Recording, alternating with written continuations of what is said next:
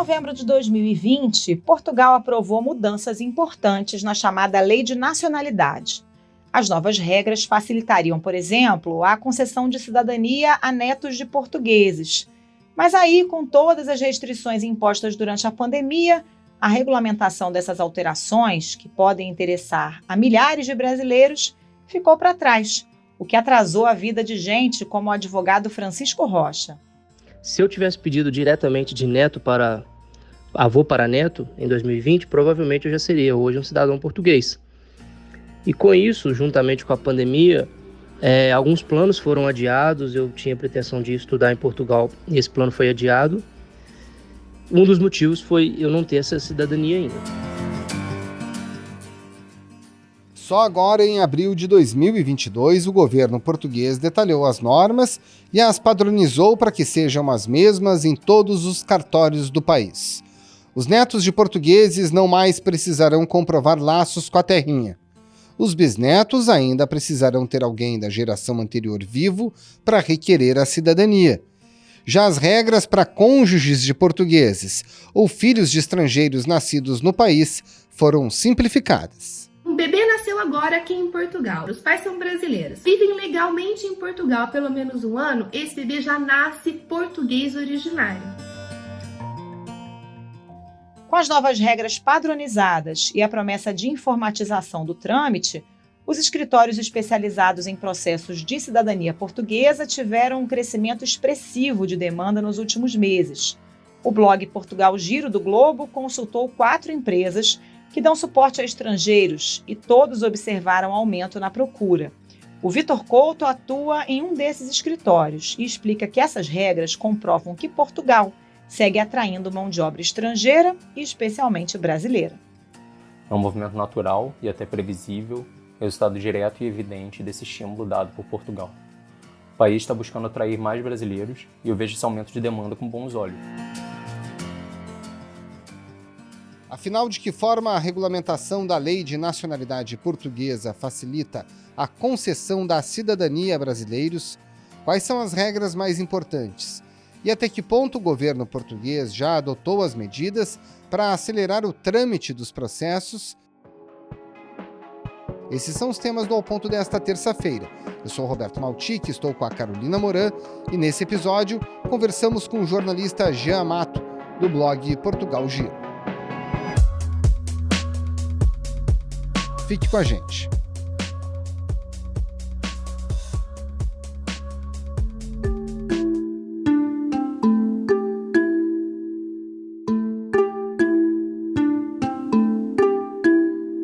Jean Amato, em novembro de 2020, Portugal aprovou um decreto tornando mais fácil o requerimento de cidadania portuguesa pelos descendentes nascidos fora do país.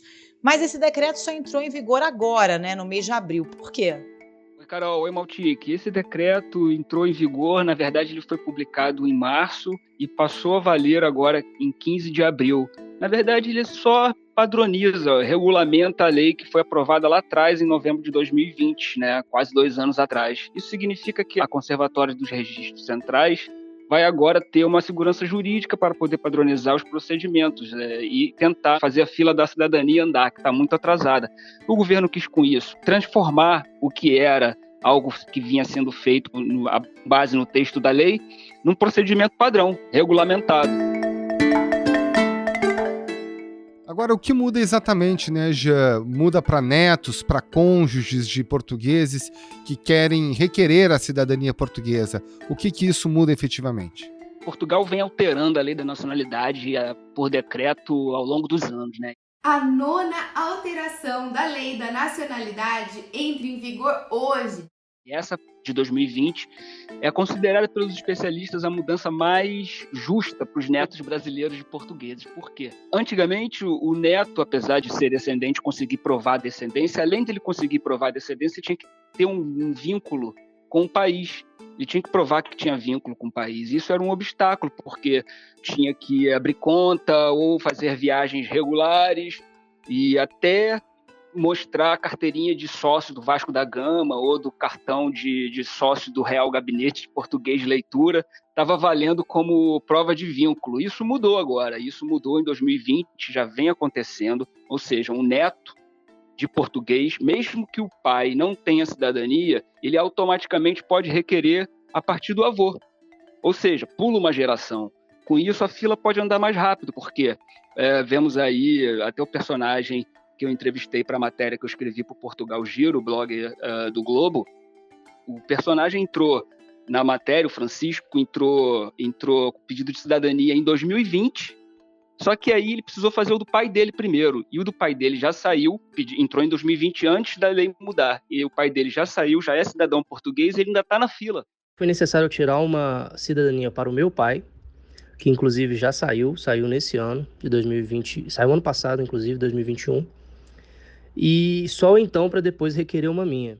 Aliás, essa fila é uma fila imensa. Todos os advogados que eu conversei para escrever essa e outras matérias, que é um assunto que o Globo vem acompanhando durante muito tempo, com muita atenção, falam que o procedimento é muito moroso ainda. Desde 2020 acumulou muita coisa. Então, e a pandemia criou um agravante, porque com trabalho remoto as pessoas foram para casa e alguns processos ficaram em pendência. Tem muitos processos em pendência, são milhares de processos em pendência. Só para você ter uma ideia, em 2020, 58 mil brasileiros pediram a cidadania, mas o número dos pedidos que chegaram estima-se que seja o dobro. Ou seja, esse pessoal ainda está na fila, e agora com esse decreto de regulamentação da lei, o governo vai tentar agilizar um pouco a dinâmica da entrega dos documentos, vai tentar com que essa entrega seja mais eletrônica, mais online, mais digital.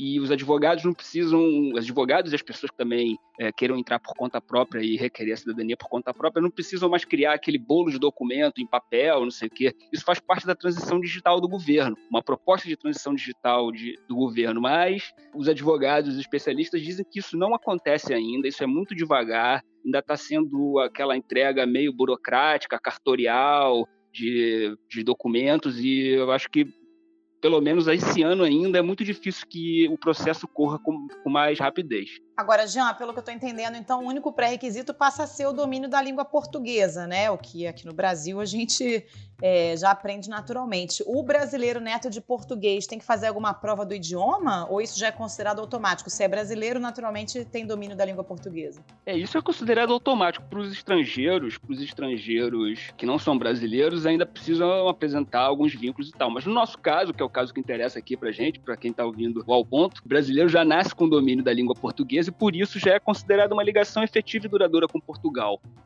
E para ele basta isso, não precisa apresentar, lógico, que os documentos necessários, como certidões do antepassado, mas não precisa essa ligação efetiva e duradoura com Portugal, é o idioma português, que, na verdade, é o que nos une não só a Portugal, mas toda a comunidade dos países de língua portuguesa, os países africanos de língua portuguesa. E para quem é casado, né, Jean? Quem é casado, casada com português ou alguém com a cidadania portuguesa, precisa daí sim comprovar o vínculo com a comunidade portuguesa? Como se dá isso?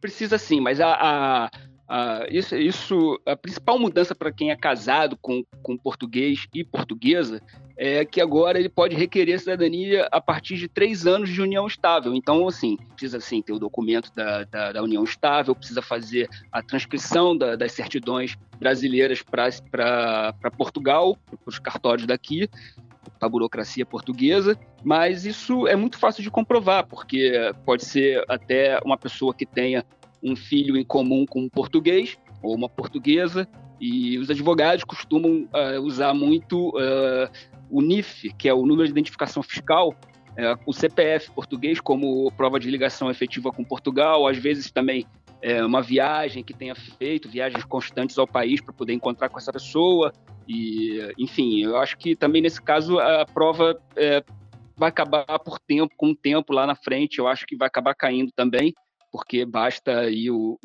se a pessoa for casada mesmo de fato 3 anos com português ou portuguesa, já é o suficiente para que ele possa adquirir a cidadania portuguesa, casado há 3 anos nesse caso. Jean, e no caso dos bebês nascidos em Portugal, a gente sabe que tem brasileiros morando em Portugal em situação irregular. Mesmo filhos de brasileiros que não tenham todos os documentos para morar em Portugal, se nascerem em território português, são considerados cidadãos portugueses? Essa mudança é importantíssima porque ela amplia a cidadania aos bebês nascidos no país, independentemente da condição legal dos pais. Ou seja, mesmo que os pais não estejam com uma residência regularizada, entrou como turista, vamos supor, que é o que a maior parte dos brasileiros faz. Entra como turista, depois ele pode ficar por 90 dias, renováveis por mais 90, só que depois desse tempo ele resolve trabalhar, arruma um emprego, e esse emprego o contratante pode falar, no fim do ano eu vou te dar um contrato, mas às vezes o contrato não chega e a pessoa fica naquela espera e continua trabalhando, contribuindo para a Previdência Social, pagando aqui as contas e os impostos, mas não tem um documento, que é um contrato de trabalho, para dar entrada no seu processo de permanência legal. A esmagadora maioria dos imigrantes chega a Portugal com um visto de turismo. Registra-se no sítio do CEF e espera uma inspeção que comprove que está a trabalhar. Ou seja, ele está aqui em Portugal, pagando os impostos, pagando tudo, mas não tem um documento que permita ele usufruir dos seus direitos, ou seja, só tem deveres. E, nesse caso, se ele ou se a pessoa, a família, que não tem nenhum dos dois pais tenha o documento de residência oficial, legal, tiver um filho, esse filho agora é português. Ele nasceu em Portugal, é considerado português. Essa mudança é importantíssima. Portugal já vinha alterando esse artigo da lei durante os anos, ao longo dos anos, e agora foi digamos assim, a posição mais radical encontrada, mais justa, né? Radical no bom sentido, mais justa, porque afinal, se o bebê nasceu em Portugal, é português. Agora, Jean, essa nova lei, né, como você já mencionou, ela foi feita em 2020. E havia uma expectativa da regulamentação sair rapidamente. Por que demorou tanto tempo, só agora em 2022, que essas regras foram regulamentadas para daí sim, a partir de agora, dar mais vazão, né, dar mais velocidade a esses processos? Eu acho que, como tudo o que aconteceu nos últimos 2 anos, a pandemia criou um limbo, né, um hiato, um abismo que as coisas foram sendo tragadas e tudo foi perdendo importância diante da necessidade, da urgência de controle do caos sanitário, né, que assolou Portugal, como todos os outros países, durante a pandemia. E, com isso, a regulamentação que era prevista para entrar em vigor, para funcionar logo depois, uns 2 ou 3 meses depois das alterações na lei da nacionalidade, caiu nesse limbo, ficou esquecida, apesar dos cartórios, da Conservatória Central já pôr em prática algumas das mudanças, ela não tinha sido regulamentada. Ou seja, agora os padrões foram regulamentados, depois da pandemia, Portugal começou a voltar de novo ao normal, né? Praticamente todo o serviço burocrático do governo já funciona em pleno. Então, houve uma necessidade de decretar a regulamentação da lei para dar segurança jurídica, para padronizar os procedimentos e para, no futuro, implementar a tão sonhada mudança, transição digital, que pode agilizar um pouco os processos que estão parados. E aí, Jean, essa mudança, você disse que tem conversado com os escritórios de advocacia e tal, já houve um aumento na procura, né? Muitos netos de portugueses procurando dar entrada em pedidos de cidadania. De 2010 a 2020, houve um aumento aí de pedidos de brasileiros de 140%. Nesse último dado que o Ministério da Justiça enviou ao Portugal Giro, do jornal o Globo, e era 58 mil brasileiros que tinham ganho a cidadania, tinham pego a cidadania em 2020. E o que acontece agora? Desde 2020, com a mudança, os escritórios começaram a receber muitos pedidos e encaminhar esses pedidos para a Conservatória Geral, os cartórios, enfim, todos aqui seguir o trâmite burocrático. E tem escritórios que nos últimos 4 meses, né, primeiros 4 meses desse ano, já aumentou aí 300%. Na verdade, os especialistas, os advogados, os escritórios que eu conversei, eles dizem que isso acrescentou um fator de desejo pela cidadania, que é o lado dos tradicionais segurança, qualidade de vida, estabilidade econômica e política. Ainda que a via eletrônica não esteja 100%, não funcione, e eles esperam que isso possa vir a funcionar o mais rápido possível. Então, esses escritórios já estão começando a reunir documentos e dar entrada nos pedidos, porque esse ano tem um dado muito interessante aqui que eu conversei com uma advogada, e ela botou a eleição presidencial no Brasil como um fator que pode criar instabilidade. Então, as pessoas, mesmo que não queiram vir morar em Portugal agora, ela quer ter o passaporte, quer ter a cidadania como uma alternativa, como um trunfo, um plano B, na verdade. Temos aí o Francisco Rocha, que já esperou um tempão para receber a sua cidadania e adiou, inclusive, os planos de vir estudar em Portugal, porque não recebeu o documento, quer vir regularizado. E com esse ano de eleições e também incerteza cambial, a falta de segurança nas grandes cidades brasileiras tem sido apontados pelos especialistas como fator de aumento dessa demanda dos brasileiros pela cidadania portuguesa. Tem escritórios aí, eu ouvi para escrever essa reportagem, uns 5 ou 4 escritórios, aí a grande parte deles, quase todos, tiveram aumento de 50%. E a tendência que eles apontam é que, no futuro, isso passa a aumentar muito agora, no próximo semestre desse ano. O governo português anunciou alguma mudança na forma de tramitação desses processos? Esse sistema eletrônico já se sabe quando vai entrar em funcionamento de maneira plena? E aí alguém já prevê quanto tempo que esses processos que hoje levam 2 anos passarão a levar? Não tem estimativa de quando essa facilidade eletrônica, esse mundo digital, esse oásis digital que o governo promete, e o governo do primeiro-ministro socialista Antônio Costa promete desde que foi eleito pela primeira vez em 2015, criou inclusive um Ministério da Transição Digital, só que isso não sai do papel. Além dessa digitalização dos processos burocráticos para requerer a cidadania, Portugal tem avançado um pouco na questão dos vistos de residência. Temos que ser justos aqui. O Serviço de Estrangeiros e Fronteiras, durante o último ano, fez um grande serviço de agendamentos para regularizar a situação dos brasileiros, não só dos brasileiros, mas os brasileiros são sempre a maioria em tudo que acontece aqui em Portugal relativamente aos estrangeiros, e eles avançaram muito com o pedido de marcação online, funcionou bastante dessa maneira aqui, digitalmente, funcionou bem. Eu acredito que isso possa ser um embrião importante, não só para quem quer requerer a cidadania portuguesa, mas para todos os outros serviços que ainda são corroídos por uma burocracia excessiva de documentos, e o que é pior ainda, que é a padronização, porque aqui em Portugal é muito comum, quem já pediu documentos, quem já solicitou documentos aqui em Portugal sabe o que eu estou falando, chega num cartório, chega num registro, chega onde quer que seja a denominação, alguém pede um documento, mas se for um documento, se for em Lisboa é o documento X, se for no Porto é o documento Y, se for em Faro, ou em Setúbal, ou em Cascais, já muda um pouco. Então, o governo está atento a esse problema, por isso que tenta padronizar agora os pedidos da lei da nacionalidade, da cidadania portuguesa, e também agilizar um pouco isso. Esse decreto tenta tirar do papel essa vontade do governo de ser mais digital, mais 2.0 ou até 3.0, mas infelizmente é muito devagar, ainda não tem data para isso acontecer, não. Ô Jean, ainda vale mais a pena dar entrada em Portugal? Tem muita gente tentando fazer isso, né? Em vez da entrada no consulado no Brasil, da entrada direto em Portugal, porque o prazo é um pouco menor, mas aí é isso, tem que ficar mandando documento físico, tem todo o custo de dar entrada à distância, mas é realmente mais rápido o consulado, pelo menos o do Rio, para agendar qualquer serviço. Eu já sou cidadã portuguesa e para agendar qualquer renovação é difícil, vou te falar, hein?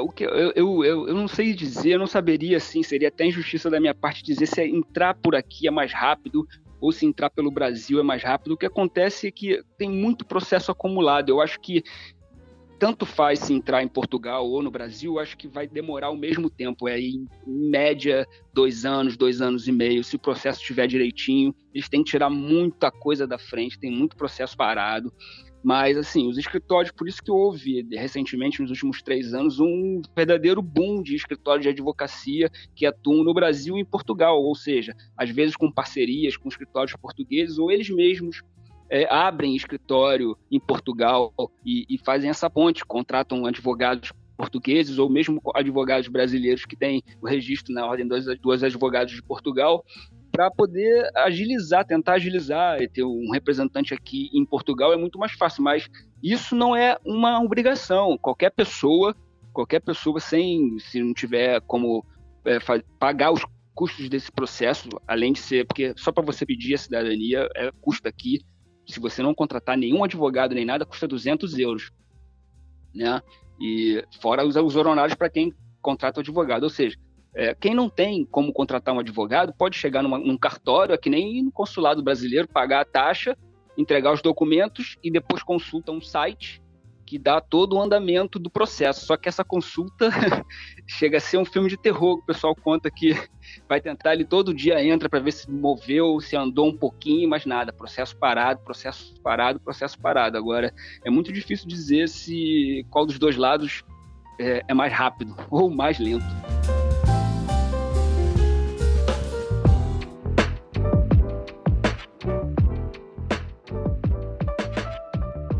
De 2017 para cá, a comunidade brasileira que vive legalmente em Portugal mais do que dobrou e já chega a quase 184 mil. Agora, Jean, todo esse processo que a gente está aqui conversando diz respeito a uma política de Estado de incentivar a imigração para Portugal, né?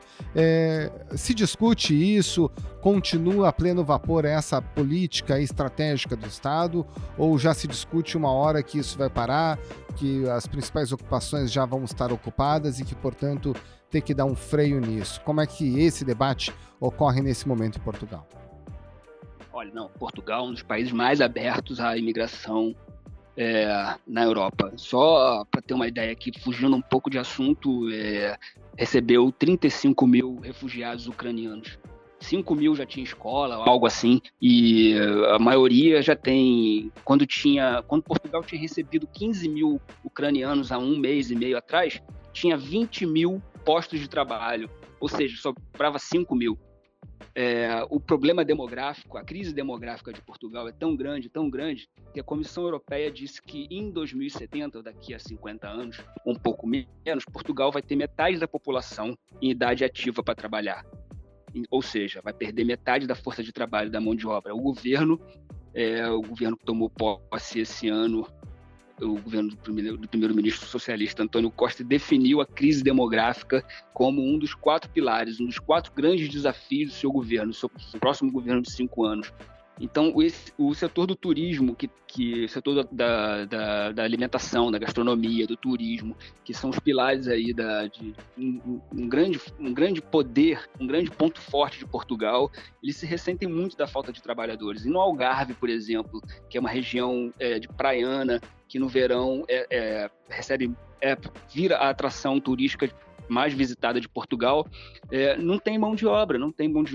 A última vez que eu estive lá, ano passado, durante o verão, para fazer uma reportagem sobre a falta de mão de obra na hotelaria, eu encontrei brasileiros acumulando 3 empregos, porque não havia quem trabalhasse, porque também temos que dizer aqui que o salário é muito baixo, né? Não é todo mundo que aceita trabalhar pelo mínimo, 660 euros, e, enfim, essas pessoas acabam preferindo pegar o subsídio de desemprego do que encarar aí uma maratona que tem que ser guerreiro, que é exaustiva, porque trabalhar em 3 empregos diferentes durante o verão, lotado de turistas, não é fácil, mas enfim, tem muito brasileiro, não só brasileiro, tem muito estrangeiro que faz também, tem muito português também que faz isso, que acumula trabalho durante o verão, mas não é só durante o verão.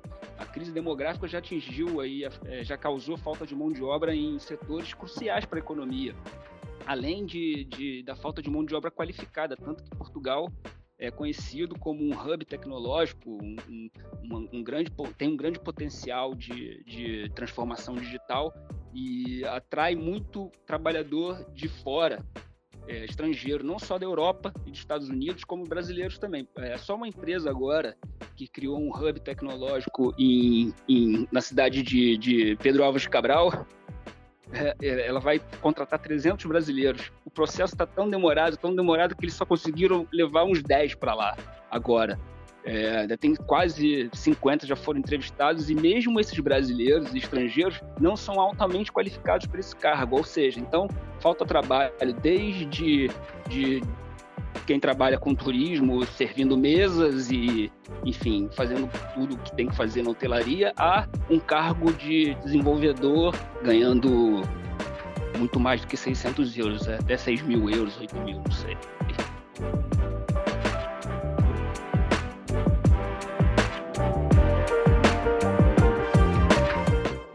Jean Mato, muito obrigado pela sua participação, um abraço e um bom trabalho. Valeu, Jean, um abraço. Eu que agradeço. Bom trabalho para vocês. Esse foi o Ponto de hoje, o podcast diário da redação do Globo. Nessa conversa a gente conta com a participação de toda a equipe do jornal, as mesmas pessoas que levam até você informação e análise de qualidade todos os dias. Quer saber mais? Assine o Globo. Acesse assineoglobo.com.br e confira todas as notícias e reportagens especiais. Nesse episódio, além dos áudios da TV Globo, a gente utilizou áudios do canal no YouTube DNA Cidadania Portuguesa e da TV Portuguesa RTP. A produção foi da Vitória Alves e a edição do Luan Oliveira. Tchau. Até mais.